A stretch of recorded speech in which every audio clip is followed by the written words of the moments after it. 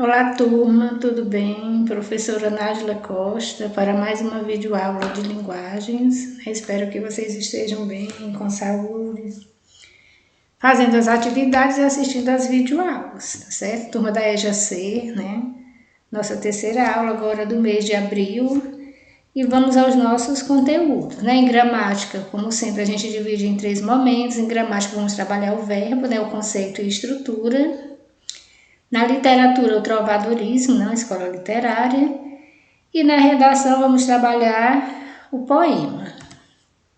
Vamos ver o que é verbo, né? Verbo é uma das classes gramaticais, lembrando que nós já estudamos o substantivo e hoje vamos conceituar o verbo, identificar, tá certo? Então, pessoal, o que é verbo? É a classe de palavras que exprime ação, estado, mudança de estado, fenômeno da natureza, né? E possui inúmeras flexões. Você classifica ele enquanto ao modo, a conjugação, e ela é feita mediante as variações de pessoa, número, tempo, modo e a voz, tá certo? Então, o verbo é aquela palavra que é indicação, estado ou fenômeno da natureza. E uma frase sem verbo, né? Apenas uma frase, quando tem a presença do verbo, passa a ser uma oração. Então, nós temos aqui exemplos de orações. Por quê? Porque todas têm verbo. Sairemos esta noite, corro todos os dias. Chovendo, eu não vou. Então, vocês identificam aí que os verbos estão grifados, né? Sairemos do verbo sair, corro do verbo correr, e chovendo, que indica estado da natureza, né? O fenômeno da natureza do verbo chover. Então, a estrutura do verbo, pessoal. O verbo ele é formado por 3 elementos, né? E o primeiro deles é o radical. Professor, o que é o radical de um verbo? Ele é a base. Nele está expresso o significado do verbo. Aí nós temos aí o verbo dissertar. Então, começando da letra D até a letra T é chamado de radical. Por que radical? Porque é a partezinha da palavra que ela sempre vai se repetir, nunca vai ter alteração para formar outras palavras.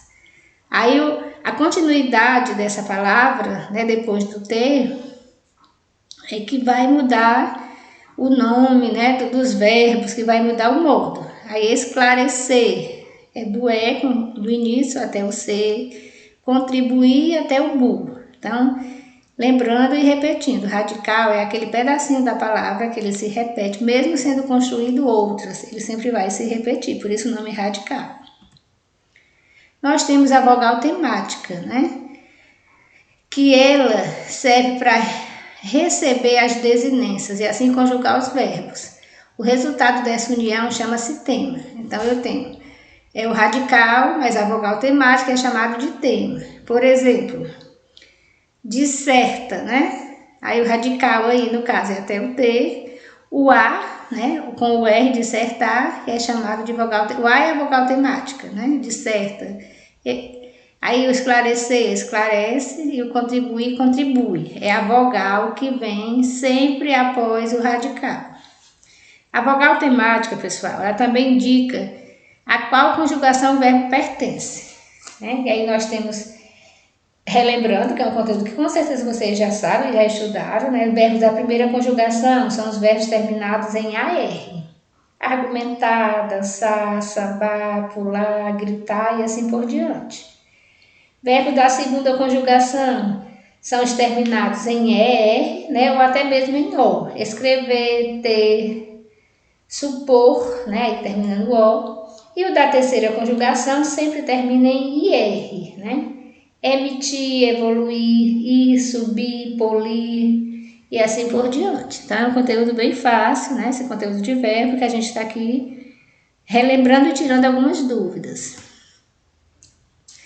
Da estrutura, pessoal, nós tivemos o radical, né, a vogal temática e agora a desinência. Essa desinência é que indica o modo e o tempo do verbo, né? Então são os elementos que junto com o radical promovem as conjugações. Aí pode ser a desinência de modo temporal, né, que é modos e tempos, e de modo de número pessoal, que são as pessoas. Por exemplo, eu estudo. Eu é a desinência de número pessoal. E o estudo, que é o final, vai concordar, né, com esses pronomes. tá certo? Também muito fácil quando a gente vai usar já na conjugação. E aí nós temos os exemplos, né? Ó. Dissertávamos. Nós temos a desinência do pretérito perfeito do indicativo, que é o var. E o nós é a desinência de primeira pessoa. Nós dissertávamos. Nós, primeira pessoa do plural. Esclarecerei. É o verbo que está no futuro, né? No tempo futuro do modo indicativo. O I é a desinência da primeira pessoa, né? Quando eu digo eu esclarecerei, tu esclarecerás, ele esclarecerá. Então o ei indica o eu, né? Primeira pessoa do singular. Eu esclarecerei, a concordância aí. E o contribuamos, né? Que é a desinência do modo do subjuntivo, é também a primeira pessoa do plural. Nós contribuamos, como nós dissertávamos, né? Nós, primeira pessoa do plural. Também muito fácil e a gente já usa mesmo no nosso dia a dia. Passando para o segundo momento, né, que é o momento do trovadorismo, que é uma escola literária, pessoal. A gente vai ver aí quando é que ela surgiu, né? Lembrando que no trovadorismo a igreja tinha uma importância fundamental na vida das pessoas, né, de toda a produção e recepção das artes, estava relacionada à igreja, tá certo? E como poucas pessoas tinham acesso à leitura, né, à escrita, a cultura letrada e as artes em geral, era no espaço da igreja, né, que as pessoas podiam conhecer as manifestações, que são as pinturas, a música, a arquitetura, tá certo? Então, a igreja tem uma grande influência no trovadorismo.